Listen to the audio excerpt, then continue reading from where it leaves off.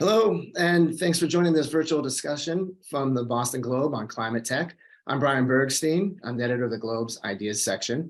And in this hour, we're going to be talking about innovations in batteries. That's the technology that's at the heart of our plans for sustainable, renewable energy. So solar and wind power, electric cars are amazing, and they've come way down in price. But this trend will not continue forever without big improvements in batteries. So our three panelists today will talk about why that is, what they're working on, why they're optimistic that they can help make this future that we're looking for happen. So before I introduce them, I want to thank those of you who have already submitted questions in advance. We'll be incorporating some of those questions into this conversation. And if you have a question as the discussion unfolds, please feel free to use the Zoom Q&A function, and we'll take up those questions in the second half of the session as well. So I'm going to introduce our panelists, and I'll begin with Donald Sadoway, who has been a professor of materials chemistry at MIT for the past 45 years. Among the many breakthroughs he has developed is the liquid metal battery, which is the basis of a local company called Ambri. And it is producing batteries that can store energy from wind and solar farms. But in many ways, Don is just getting going. In the past couple of years, he's founded 3 other battery-related companies, including Avanti Battery, Pure Lithium, and Sadoway Labs. He's also a scientific advisor of Boston Metal, which he founded about a decade ago in hopes of decarbonizing the production of steel. And if you saw the Globe magazine yesterday, the Tech Power Players issue, Boston Metal was one of the companies featured on that list.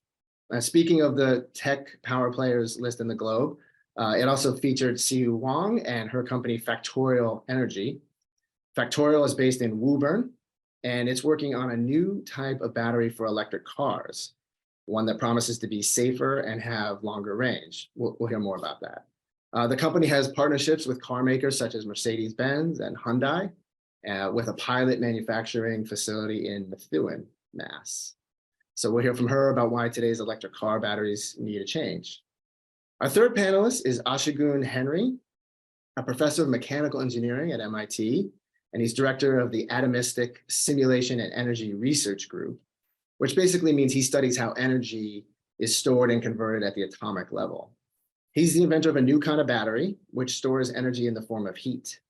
On top of that, he's one of the inventors of a new kind of solar cell that captures infrared light extremely efficiently, and Physics World named it one of the top 10 breakthroughs of 2022. The battery technology that uses heat is the basis of a startup company called Thermal Battery, which is developing batteries that can store energy from renewable sources like wind and solar in a cost-effective way. So that's what we'll hear about today. And let me welcome each of these panelists to help get the conversation going and join us by turning on their cameras. So thanks to each of you for being here. It's really a pleasure to have gotten to speak to you and hear more about what each of you is working on. I want to start by kind of framing the discussion a little bit. There's a lot of gloom and doom, understandably, deservedly, about the climate. There are also climate optimists out there. I mean, I read blogs from venture capitalists and people who are saying, look, we're on an amazing trajectory when it comes to the falling cost of wind and solar. Battery prices have come way down. So you'll see these charts that show, these plunging cost curves, and it's really remarkable. So for example, the Department of Energy says that the cost of a battery pack for an electric car between 2008 and 2022 fell 89%. That's in inflation adjusted terms. And so, we're talking about a battery that was $1,200 a kilowatt hour back then is under $150 a kilowatt hour now. And so, that explains why we have less expensive EVs with longer range. And I think the tendency for a lot of us when we see these curves is to imagine that they keep existing into the future, that there's some sort of like Moore's law-like effect where technology just keeps improving. So I want to ask whoever wants to take this first, how much room is there for these costs to keep coming down, for us to keep getting, let's talk about, say, electric vehicles. How much room is there with the technologies we have for the cost to keep getting much, much better? Or are we going to hit a wall? Hey, Brian, I think this is a really good, it's like $1 billion question for the panel here. And I would say it's definitely the trend going forwards, that the price will go down, and as expansion is going up with all the global like momentum in building the gigafactories, I would say the cost of manufacturing is going to come down, and the cost of raw materials will come down accordingly as well, because of all this raw material manufacturing is also scaling up accordingly. But I would say at some point it's going to hit the balance, right? Because it's really coming down to the technology fundamentals. You need to use all this rare earth materials, and also the economy scale, it can only go to like 40, 50, or 80 gigawatt hour, and you're going to hit the bottleneck when it comes to utility and other factors to it. So I would say that there is definitely a chance, and actually 2022, our cost was higher than 2021 in terms of dollar per kilowatt hour. And that was a shock to the entire industry. But I would say, hopefully it wouldn't be the trend moving forward. And I think that the entire industry is saying like the trend is moving forward to the right direction, but I think there's still a lot of challenges to move further down. And I would say the next 10 years is probably not going to be as easy as the last 10 years in terms of how the cost is coming down. And it's highly going to be driven by all the regulatory incentives and how fast this battery manufacturing can scale up. And I would say for the US is fundamentally core to how we can make manufacturing easier here. So yeah, I would say that there's another way to look at this, and that is that the dramatic decrease in price has been a tribute to the improvements in the manufacturing process and getting more and more efficient and so on. But it always assumed that the inputs, the components that you need to make the electrodes and the electrolyte are going to remain the same, or if perhaps even come down. But we've seen now for the first time that our demand is exceeding the supply. And when that happens, prices rise. I mean, if the world demand for steel went up by 10x, the price of steel would fall. But if the world demand for platinum went up by 10x, the price of platinum goes up. It's a constrained resource. And we see that with some of the constituents that go into the cathode, the positive electrode of the lithium-ion battery, the cobalt, the nickel. And let's not forget the chain is as strong as its weakest link. And the big unpleasant presence in the room is copper. And nobody talks about copper. They just assume that we're just going to wire all these batteries in. And we know that the average concentration of copper in copper ore is around 0.5%. So it means you move a ton of copper ore to get a few hundred pounds. It's going to hit the wall. And so my response is, well, we're going to have to invent our way out of this. Our unshakable reliance on lithium-ion chemistry, a 30-year-old chemistry, has got us into a corner here. All right, so I think, and our viewers are going to want to understand more about how each of you is working on ways of getting us out of that corner and alternatives to lithium-ion as we know it. So could each of you explain, some of what you're working on and why it could be better than lithium-ion, and sort of unlock a whole new era in batteries? Shagun, why don't you go next? Yeah, sure. Thank you. Yeah, I mean, I would just to piggyback off on what's been said. I think this issue of where we're going to get all the material that we need is so critical, because like we're making a fundamental shift, like where all of the material that we're used to using for energy essentially comes from the ground and then goes into the air.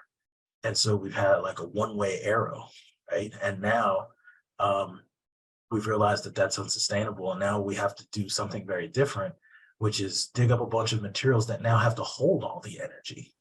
and it doesn't go into the air. And so fundamentally, there's a shift where like you're now going to be consuming a tremendous amount of material out of the ground, and it's gonna shift things. And so one of our key aspects of our approach to do that is to try to use the most abundant elements on Earth. I mean, it's a fundamentally different way to operate than to just consume what's in the earth and put the waste in the air. And the way we do that is with carbon. So carbon is one of the most abundant elements on Earth. It's of course what we're largely made out of. It's effectively what we're already used to mining coal and whatnot. And we have a battery that is effectively almost entirely made out of carbon. And the way we store energy is fundamentally different. It's a very different approach than a typical battery. We call ourselves Thermal Battery Corporation, really because people are used to thinking about batteries and thinking about it as something that's something you recharge and we can put energy in and get it back out. But if you look at what it looks like, it really looks more like a power plant in the sense that we're doing something very different. We're taking electricity and storing it as extremely high temperature heat. And we're literally just heating up blocks of graphite or blocks of carbon, and we're heating them up to a higher temperature. We store that energy in that high temperature in the material itself. And then as it cools, we're pulling the energy back out of it. And that's how we convert it back to electricity. And the big trade that you make here is in order to get to much lower costs. So we're looking at being 10 times cheaper than lithium ion, and on a sustainable path where we can utilize all the only thing we need to pull from the ground is essentially carbon. In order to do this, you end up effectively cutting costs dramatically, but the price you pay is on efficiency. So unlike a typical battery, which is in the high 80s, 90 percentile of efficiency, our battery is lower efficiency, and most of the low cost technologies that are being developed all sacrifice efficiency in order to get to much lower cost. And so we're no stranger to that. We're also playing the same game. But that's effectively how you get to much lower cost is you end up trading something. And in our case, it's efficiency. And so just so everyone understands, you're talking about a battery that would be used sort of by a utility in a grid setting. So a solar or wind farm that's producing power only some part of the day. Some of that electricity goes into a thermal battery, heats it up, and then when the sun isn't shining or the wind isn't blowing, that heat is converted back to electricity, right? So this is what we're talking about. That's correct. And it's important to appreciate the scale. I don't think most people have ever really thought through like the scale that we're talking about, like how much material we're talking about. Like one of our batteries to be full scale is like half the size of a football field. Right. And like and if you want to decarbonize the entire world, the entire electric grid globally, I mean, it's kind of hard to imagine, but imagine building 1,000 of those every year for the next 30 years straight. Like it's an unbelievably large amount of material that we have to consume and use to build these kinds of things. But there's no way around it. Like this is the size of the infrastructure we're talking about replacing. It's tens of trillions of dollars of infrastructure. And what's the status of your company now? So how far along are you, and have you done demonstrations? Yeah, so we are building our first demonstration out of full scale components. We've been at it for about 10 years, developing the technology in my lab at both Georgia Tech and now at MIT. We've proven out all the components. We've got a prototype that's got all the components integrated. So we know the technology works. That's not really the question. The big question we're trying to answer as we're now transitioning to the startup company is effectively, when you now build it larger, does it cost what we think it will cost when it's bigger? And so that's one of the key barriers we're trying to overcome now. And then the second key barrier we're trying to address as well is, we know it works and we know we can use it in one way to get it to work. The question is like, when does it break? Like, what do you have to do to it to make it fail? And so we don't really know the bounds. We don't really know how to make it fail. And so we need to understand that as well. So we understand the operating range that we can push it to. Don, will you go next? Explain some of the alternative chemistries you've been developing and why you think they're better than lithium ion and can get us to this next phase we need to get to. Yeah, so you've already alluded to Ambri. This was the liquid metal battery that I invented back at MIT and started Ambri around 2010. And again, this is for massive stationary storage. This is not for automobiles. It's not for handheld devices. And I think that because the energy storage, the electricity storage market is so variegated, we should be open to different solutions for different sectors of the market. You shouldn't pay for attributes you don't need. I mean, what I want that goes into a mobile phone has to be obviously mobility, safety, and so on and so forth. But if you got a battery that's going to sit there, as Ashigun just said, something the size of a football field that's not going to move, then why would you pay for mobility? That's going to just raise your costs and so on. So the liquid metal battery is one such chemistry. And Ambry is out in Marlborough, moving over to Milford, Massachusetts for large scale manufacturing. And more recently, I started a company called Avanti in 2021, based on some research that I'd done at MIT on, again, something that is not lithium. I guess if there's a theme, it's beyond lithium ion. And so that's aluminum sulfur. What's the most abundant metal in the Earth's crust? It's not iron, it's aluminum. And what's the most abundant non-metal? It's sulfur. So I said, that's how you're going to build the cheap battery. And then I searched for the electrolyte, which is the liquid that goes between the two electrodes, and came up with a salt that's sort of a cousin of what we throw on the roads when it's snowing, and ended up with something that's cheap and scales very well at the lab. Now we've started the company, and just as Ashigun said, the big challenge in front is, does this thing work at scale? And so we're on that journey. See, when you're working on a variation of lithium that's supposed to be safer and extend the range of electric cars. Tell us about how it's different, though, from the technology that's in cars now.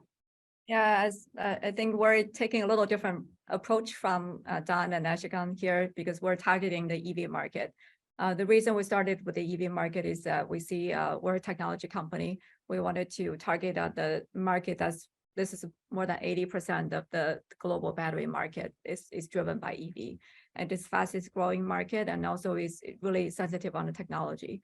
We see this market is embracing a lot of challenges, especially when it comes to the range anxiety that all the consumers are facing, and the cost. We see that's a number 2 problem for this industry, and then the fast charging. And we see fast charging and the range anxiety are translatable to each other, because that's similar kind of currency. And so when we see like the OEMs and cell makers are trying to increase the driving range and reduce the cost, the safety really becomes the issue. So back in 2015, when the company was focusing on this idea, focusing on the solid state idea, we've tried to increase the driving range. We try to reduce the cost. So those are the 2 focus for the company. So we developed the solid state battery as the initial prototype to improve the driving range up to 50%, and also reduce the cost from the dollar per kilowatt hour perspective. And how we can do that is really we're developing a proprietary electrolyte that's comparatively much safer compared to today's lithium-ion battery. So that's fundamentally safer, and also enables lithium metal, which is a new type of anode material that will have the highest capacity compared to graphite or silicon, and also will enable a much higher performance and safety at the higher energy density level.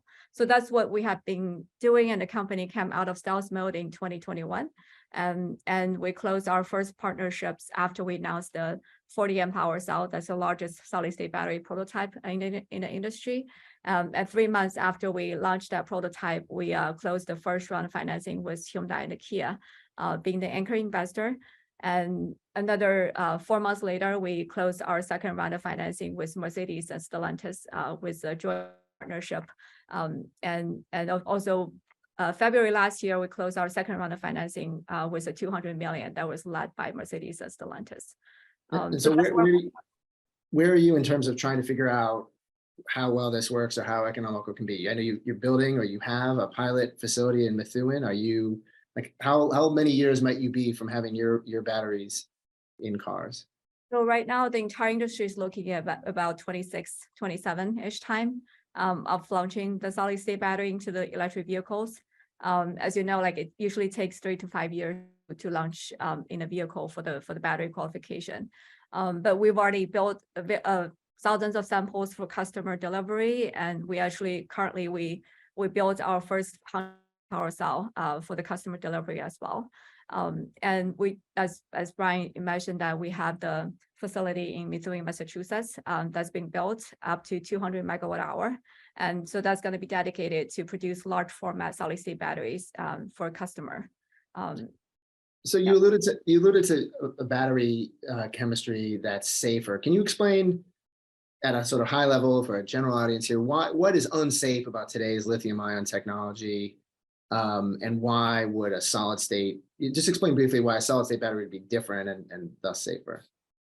Right. So as you know, like as we talked about earlier, the pricing curve is hitting a plateau right now. And also the performance and energy density curve is hitting a theoretical limit for lithium ion battery too. So the way that the current lithium ion battery makers are trying to increase energy density, they're trying to add more silicon in the anode.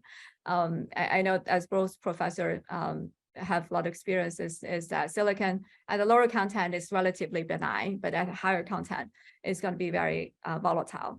And it's not only because of the anode material, but also with the electrolyte and all this different materials in the components. So what we're seeing here is that we're building a conventional battery usually have electrolyte that's flammable at around 60 to 75 degrees Celsius. So we're introducing a new type of electrolyte that's not flammable or to at least 200 degrees Celsius. So that's fundamentally safe from the material level. And on the anode side, we're compatible with silicon and graphite, of course, but we see there's a potential to go for lithium metal, which can potentially help to a next generation and next level of energy density limit. And for the safety, because we see that this technology will have a much higher potential and energy density, so we don't have to stretch too much on the cell's potential on the safety here. So that's really where we try to hit the physical limits of the new generation of the technology instead of the lithium ion. Don, I believe you were saying the other day when we spoke that there's something like one lithium ion battery fire on an airplane every week or something like that. Like, we still don't fully appreciate how dangerous this chemistry is, how much we're taking it for granted? That's correct. I was approached by CBS to be on a figment that would go with a newscast, and they started by telling me, do you realize what the incidence of fire is on an airplane here in the United States? And it's one a week. And those fires are hard to extinguish because once the lithium ion battery catches fire, it has, of course, as CU mentioned, it has the flammable constituents, the volatile flammable electrolyte. But in addition, you say, well, why don't we just smother it and cut off its oxygen supply from the air? But it turns out as the battery heats up, the materials in the positive electrode, the cathode, they're oxides, metal oxides. And at elevated temperature, those metal oxides decompose and give off oxygen, which then feeds the fire, which then raises the temperature, which accelerates the rate of decomposition. And now you're on this runaway freight train. And the best thing you can do is pray. So we want to get away from that. And the batteries don't just spontaneously combust, but typically on the airplane it's because somebody got the phone caught in the seat and then moved the seat, and there was a crunch, and it caused the battery to short. Or occasionally there could be charging of a battery, and there's a malfunction of the power electronics that the battery's now at full charge, and the charger just continues to deliver more and more energy to the battery until it's, imagine if you're pumping fuel into your car right now, and you've hit full tank, but you just keep pumping because your power electronics in your brain failed, and you just keep pumping and pumping and pumping. Well, that can lead to fires as well. So I think you've made a good case for why this is a tricky thing to have in our cars that are traveling at 60, 70 miles an hour and so on, especially as cars, you know, the energy density of these batteries is going to go up as we're trying to get, you know, more range and so on. But as several of our members of our audience have asked, and as we've talked about, in addition to the suboptimal characteristics of lithium ion in that regard, there's also just the resource extraction question. And so, you know, can you talk a little bit more about why, you know, this bid for sustainable green energy needs to be itself built on more sustainable extraction, you know, processes. You talked about the abundance of some of the materials you're going after. You know, is it a fair sort of knock on the renewable energy revolution that it's not as clean as we think it is when it comes to resource extraction? Well, there are consequences. I mean, everything we have in our presence, we either grew it or we dug it out of the earth. And in the case of the electric transition, we're going to have, as you pointed out in the introduction, the need for storage to address the carbon-free generation of electricity by wind and solar. They're both intermittent, and we want electricity 24/7. And so we need energy storage media that can take us through those downtimes. And there's no one formula that's going to work. And I respect Ashigun for his approach with the thermal storage, and CU with the lithium approach. I have another approach, but you know, in the end, we need to have this. Otherwise, the energy transition is going to stall because people are going to become unhappy with the decrease in the availability of electricity. If you tell people you're going to give them green electricity, but they're not going to have electricity about 30% of the time, I don't think they're going to go, oh, I'm 100% green, and I don't care if I don't have energy after dark. So we have to address this. But as Ashigun said, the enormous scale of this is just beyond the imagination. And so we are going to need unbelievable amounts of resources for the batteries, for the generation of for the building of the generation, whether it's solar cells or the wind and so on. And so my response is to put some variegation, some diversity into the solution, so that right now we are so heavily reliant when it comes to storage on lithium ion. Now, lithium ion is a fantastic chemistry. It's 30 years old, and it was invented for portable devices. It was never invented for automobiles, and certainly the inventors never imagined that it would be employed at, you know, massive scale, hundreds of megawatt hours on the ground to back up wind and solar. Because back in the late 80s, when lithium ion was invented, wind and solar were just priced astronomically. So all that's changed, but we need to be more circumspect. And now the last comment I'll make germane to this, Brian, is that it's not only that we find the resources, whether we find the cobalt mine, the nickel mine, and so on. The metallurgical extraction technology is, in almost every case, 100 years old. And it's full of all kinds of environmental impacts. So not only do we have to be smart about how we source these materials, but they come out of the ground as dirt. And converting dirt into metal, we need to have a 21st century metallurgy that will do so in a way. And Ashigun, again, you've said the right words. We want to be able to extract without emissions to air, to water, and to soil. So I'm saying, okay, let's work on a 21st century metallurgy. And it's a great time to be involved in such in industrial scale chemical enterprises. And I'm optimistic. We're not asking for science fiction here, but it's going to take time. Is the sort of federal or public funding there for this, or is it still set up, primarily for lithium ion and lithium ion, supply chains, and have we done enough at the basic science level in this country or internationally to set up 21st century metallurgy? I mean, any of you want to take that on? Is there enough public funding to do what you all think we need to do? Yeah, I'd love to comment on that. Yeah, my personal thing, I'll be really interested what others think.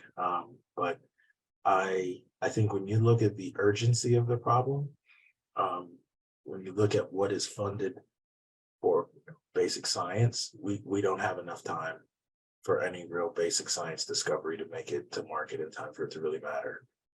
I think that there's an underfunding of engineering, of hardcore engineering of the things that we do know. The basic principles at play in a battery are well known.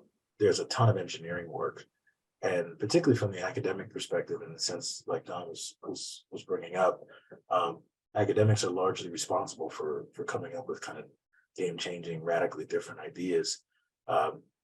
Doing hardcore engineering work, clever engineering work, is not what the academy is particularly set up to reward per se. The most prestigious papers, for example, you can publish are in Science and Nature and things that emphasize scientific discoveries as opposed to engineering triumphs.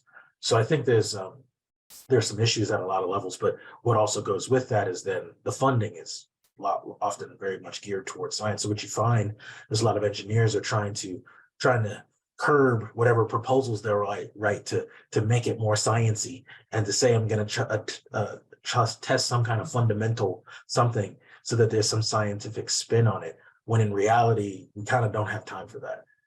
And so I think that it's maybe less so about maybe the total amount of money that's being spent, but maybe the way it's being spent and the overemphasis on science. I don't think our funding system or environment has really taken the position that we are in an emergency situation and we need to act like it. So that's one comment on that point. One other comment I wanted to make about something Don brought up a minute ago was about this point about, some people may be okay with having electricity part of the time, if without batteries. But I also want to point out there's another consequence I don't think many people appreciate. Like, even if you did have some massive social movement and you get people willing to just say, well, I don't have to have electricity all the time, like the entire economy would fall apart if you didn't have electricity all the time. Because to Don's point, so many of the materials, that the laptop I'm speaking through right now, all these devices are based on an entire industrial complex of industries that all came together to create these things. They function like 24/7. If you pull the plug and say, well, you only get to operate when the sun is out, and that electricity is going to be variable with whenever a cloud comes by, the cost would explode. It's not that it like physically can't be done, but the cost would explode so much so that like all the balances and trade-offs that exist in modern society for how much people can afford and how much they work to get certain things, like all that would fall apart. So I think that the consequence of us just changing and accepting that we'll just have electricity part-time is probably a non-viable solution, in the sense of protecting the existing world. Like with 8 billion people, like the whole world would collapse in that way. And I totally agree. To tag along to the point that Ashokon mentioned, that for the not only engineers, like I would say, even like manufacturing needs to be more invested in this country. And we can't really talk about battery manufacturing or EV manufacturing until we have a sizable manufacturing employees that will be able to recruit in this country.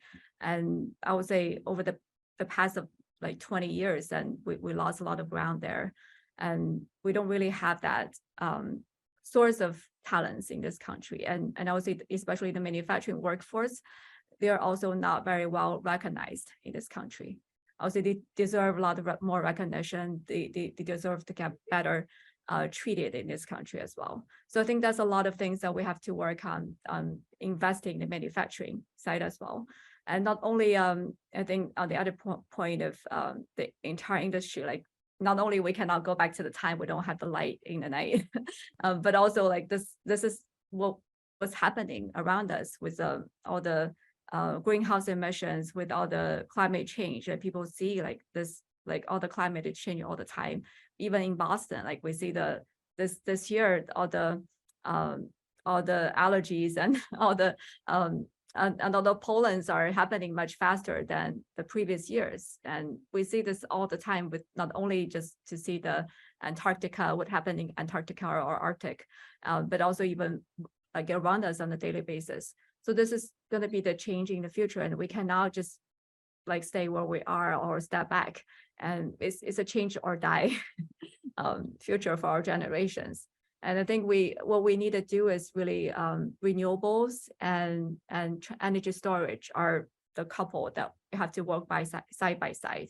Renewable is really coming down to how we'll be able to like receive those energies more efficiently, and energy storage is like how can we convert and store that in a more sustainable way. So I think it's really coming down to like not only investing in the early idea for scientific fictions, but also for the really for investing in engineering, investing in manufacturing is going to be critical for us. I want to come back to this question about manufacturing in just a second, but first I just want to remind everybody that if you have a question, to put it in the Q&A. We'll be taking some of those in just a few.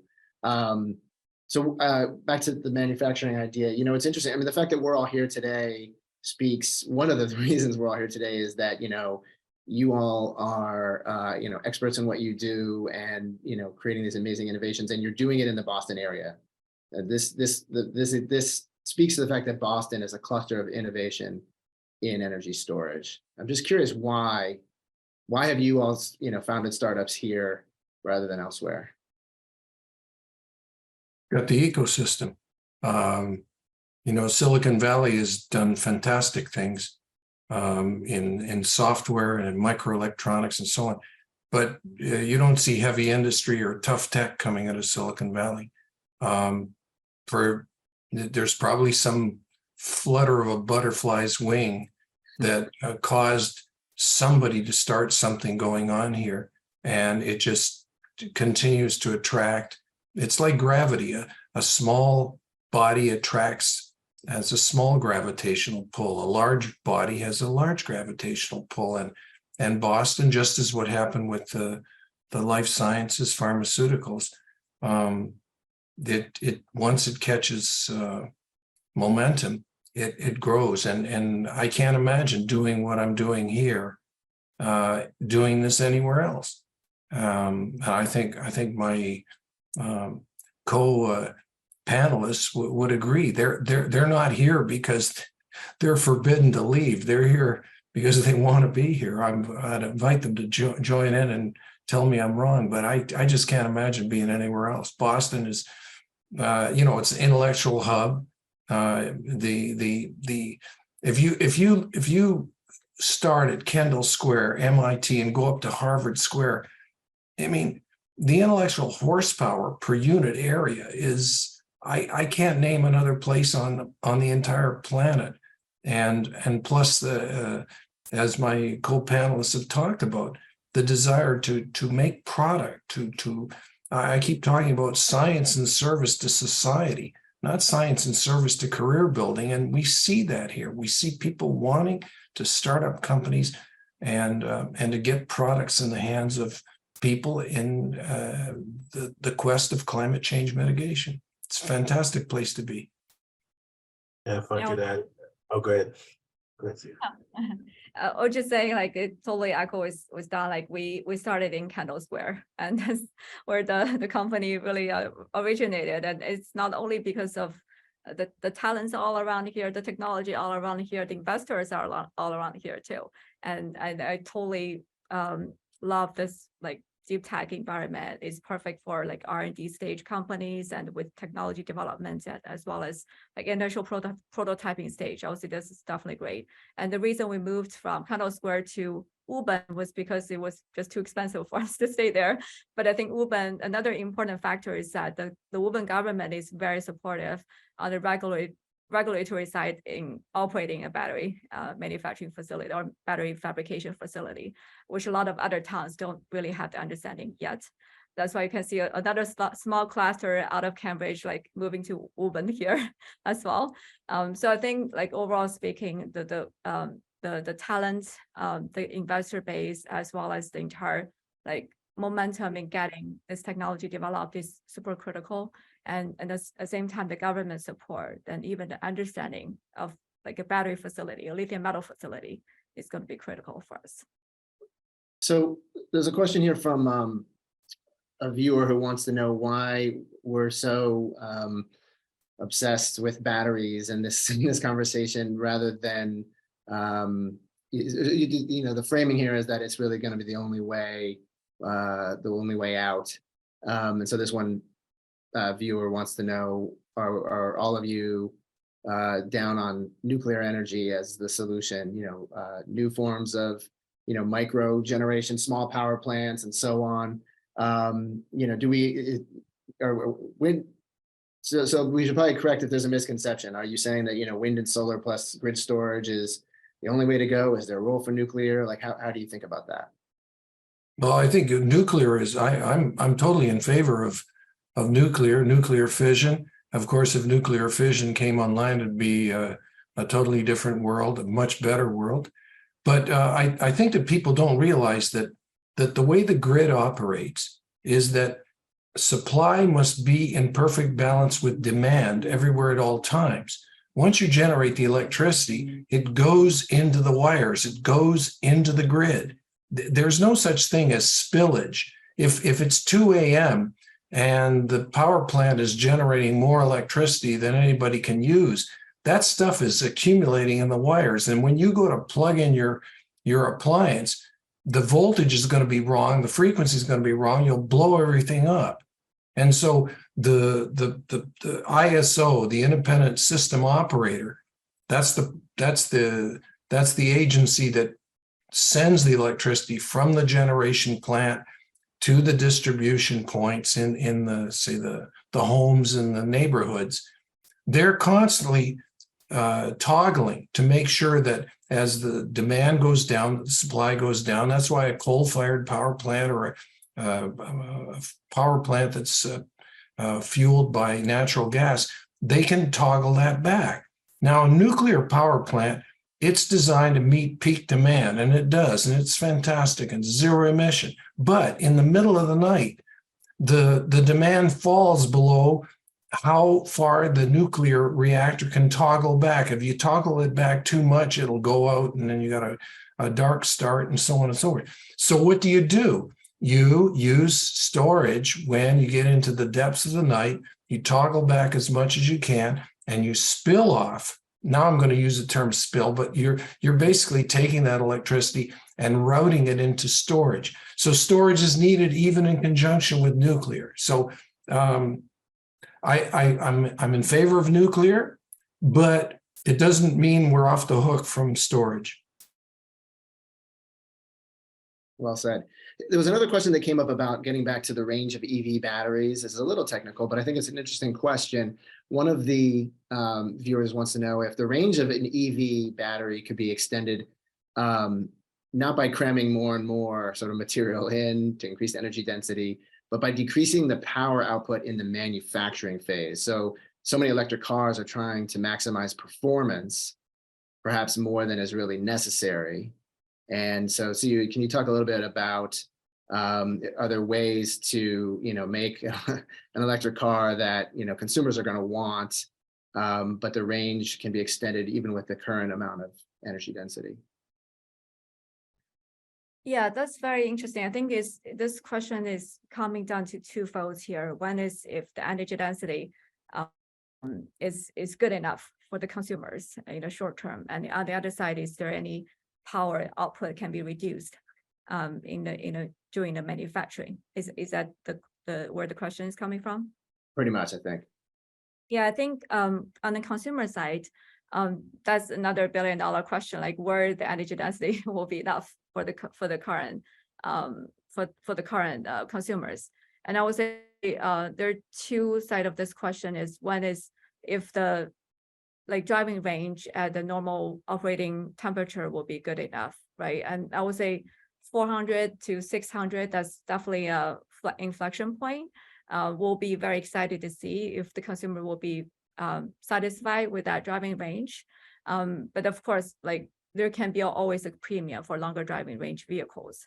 That's what we see. And on the other side is at the lower temperature or the very limited situation, like very high temperature situation, like with different operating windows, how long the battery can last for, how long the range can last for. So that's another part that we see there could be a limiting factor to a lot of battery operations. And there could be always a premium added if there's an extended range at high temperature or lower temperature situation. And number two, coming back to the question of manufacturing and power generation, power needs from operating this battery manufacturing operations. I would say that's definitely a big headache for this current industry.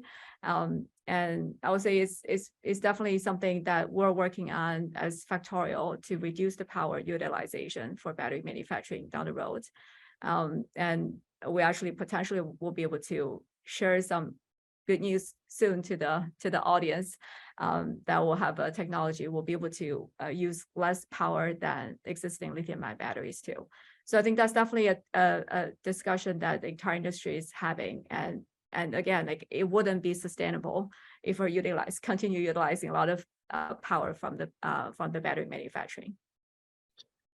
So to come back to something we were talking about 10, 15 minutes ago about the need for more urgency in this quest. And, when I asked, is there enough funding we talked about, whether the funding is going in the right channel, so to speak. There's another viewer question here that whoever wants to take it on to help explain, help them understand what policies would accelerate the deployment of what you're working on, other than funding, beyond funding for R&D. What policies, if you could get this Congress and this president to pass, what do you think would Carbon actually tax. Carbon tax. tax. We needed a carbon tax 50 years ago.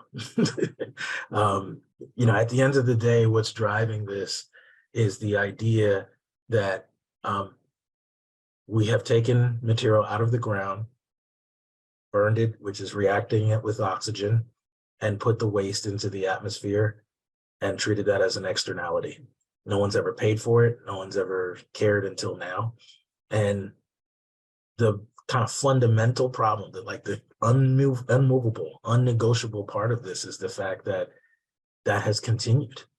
We don't actually penalize anyone for putting waste into the air.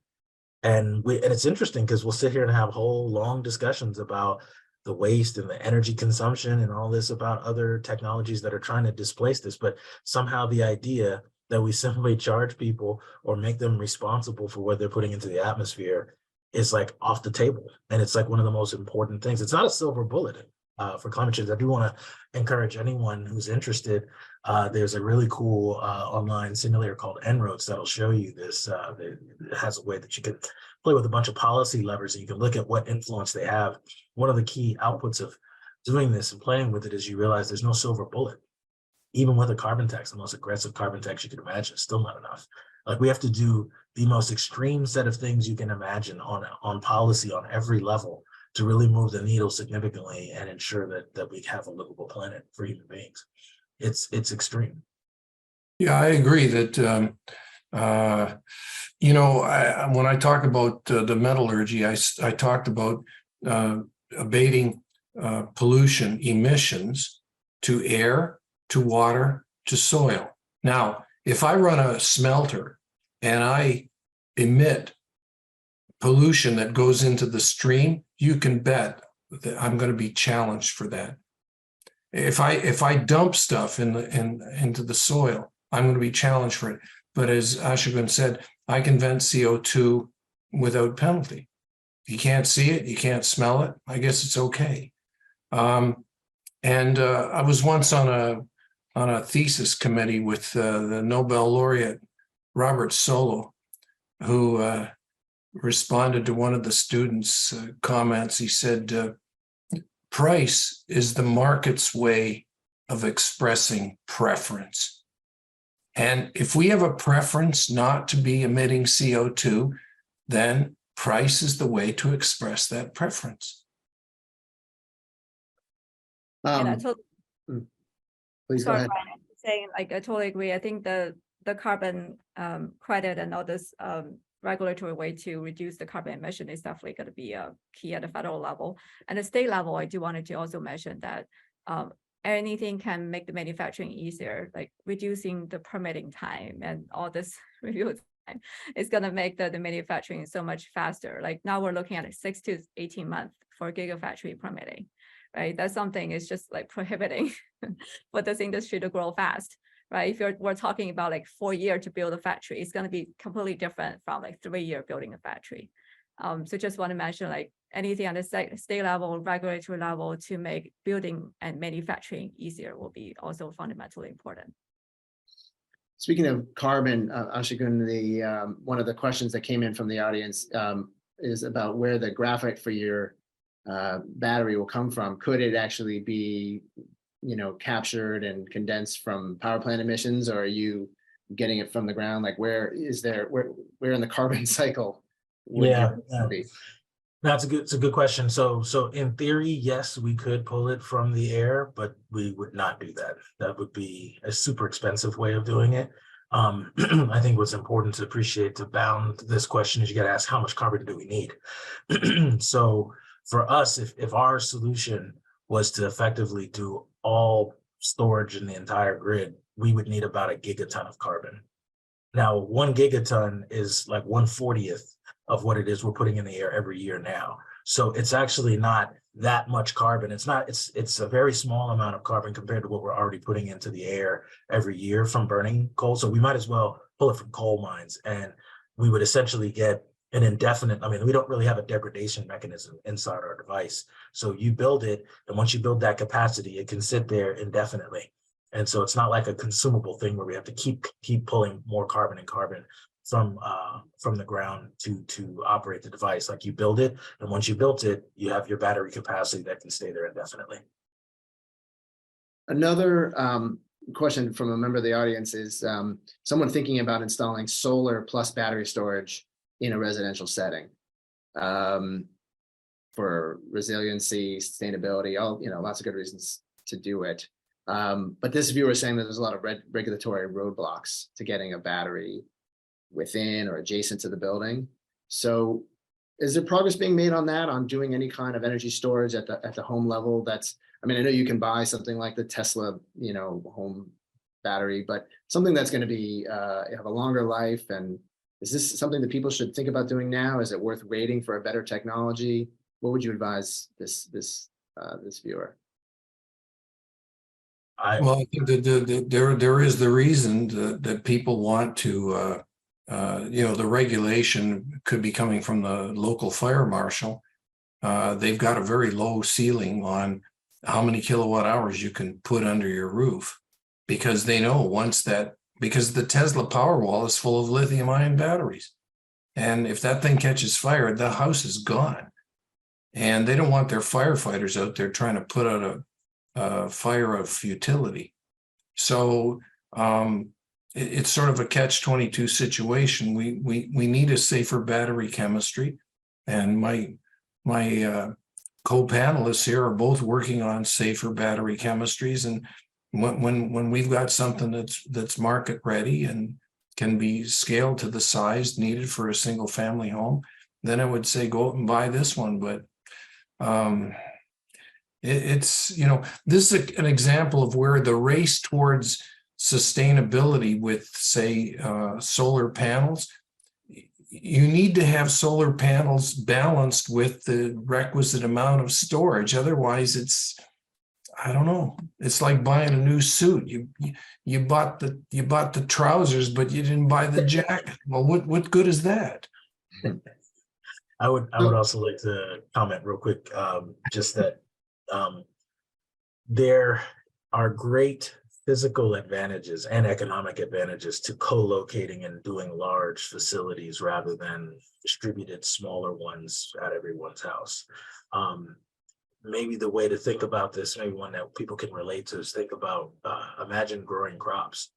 right? Like if you think about the amount of land you need and growing crops, if you do crops in your backyard and you have a garden, yeah, that may be able to sustain, maybe you and your family a portion of the time. But if you look at the total amount of land you would need for you and your family, like the amount of resources you would deploy to actually, grow the crops, do all the various steps and harvest the crops, you get great benefits by having some ginormous field where you get to deploy a really big machinery that gathers all the crops all at once. And so those economic advantages or something similar or akin to that is at play in batteries as well. I can say, for one, our battery will never be a home level battery. It has to be huge in order for it to be cost effective. So we've specifically designed what we're making to be extremely big. It needs to be big to be cost effective. Ours is never going to be a car battery. It's not something you would put in a car. So there are certain types of technology that are well suited for certain things. We're suited for the grid storage problem, not for really much else. And so I think, it's also, I think, I understand and I appreciate the desire for individuals who want to, quote unquote, go green, to try to install something locally where they live. I think, and it may not be a popular belief, but I think that effort is 100-fold more impactful to spend that same energy on changing policy. And I think moving the needle on policy so that the ginormous fields, the ginormous facilities that most people never really see, they've never really gone there and seen it and realize how huge it is. That's where the bigger impact will be. So I think last question. I want to thank each of you for taking the time. I've learned so much, and I'm really grateful each of you could spend the time to do this. So thank you. The last question I should ask is, it's come up in our live Q&A, and it came up in a lot of the pre-submitted questions. A lot of people are just wondering about recycling and whether lithium-ion batteries can ever be recyclable, or how much we should think about the recyclability of these advanced chemistries. Quickly, is that something that we can afford to be overly concerned about at this moment? Like how much is it going to be possible technically to make, all these batteries more recyclable or recyclable at all? Or Well, reusable, or even reusable, like at the end if of you're life. willing to spend the money, you can take the lithium ion battery out of your phone, out of your laptop, out of a car, and you can recover the mineral value. But the economics of that are unfavorable. So because the batteries were never designed so that we could just very simply pull them apart and take this piece and that's cobalt and this piece and that's nickel and this piece and that's copper. They're not designed that way. They're not built that way. So you've got this dog's breakfast of all of these different metals all mixed together. And it's not an easy matter. And there is no metallurgy that was designed. When you want to make aluminum, you don't start with the dog's breakfast. You start with high purity aluminum oxide. And you break away the oxygen to make aluminum. If I asked someone running an aluminum smelter, could I just give you municipal waste, which among other things contains soda beverage cans, and you make high purity aluminum? This is a new challenge. So can you do it? Yeah, but the costs are just prohibitive. Your car battery can have a second life, right? Yes, I would say the car batteries can definitely have a second life, and usually that's where the energy storage is. So when the car battery they retired from the electric vehicles, so they can actually have a second life in energy storage, and that's where the cost sensitivities are, and also they are not very much worried about the energy density anymore.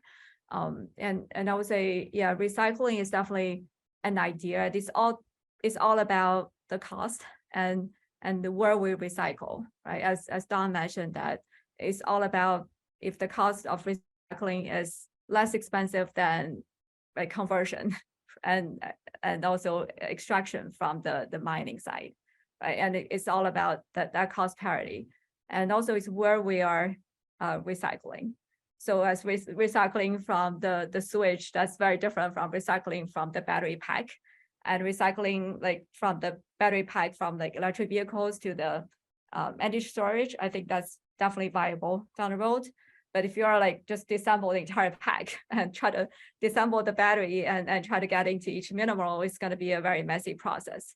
But if you go even like upstream, say if you're having like say the cathode material or some of the anode material, they're coming out of that production process as scrap and going back to the process and recycle it, that might be a possibility. So it's really coming down to what level of recycling we're talking about. But I totally agree with Don's idea, like just like try to get the cost down to the extraction and conversion of recycling is going to take a long way.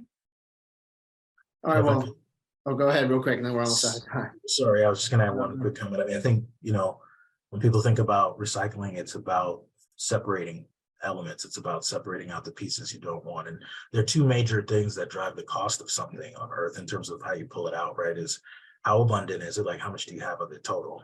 And also the concentration of it, meaning like, how easy is it to find some location where there's a lot of it all in that one spot and it's not distributed and bonded, all kind of other stuff. And so that's, I think, one thing we do have somewhat of an advantage in, right? Is like you can mine for coal. You don't have to separate carbon from something to get the carbon, right? Like it's just in the ground as it is. And so this is something that's more challenging in other cases, but this is a principal challenge for recycling something like a battery, right? It's like all these elements are all formed together in the way that you want it to function as a battery. And now if you want to recycle, you got to pull it back apart to reform it and make a new battery. So.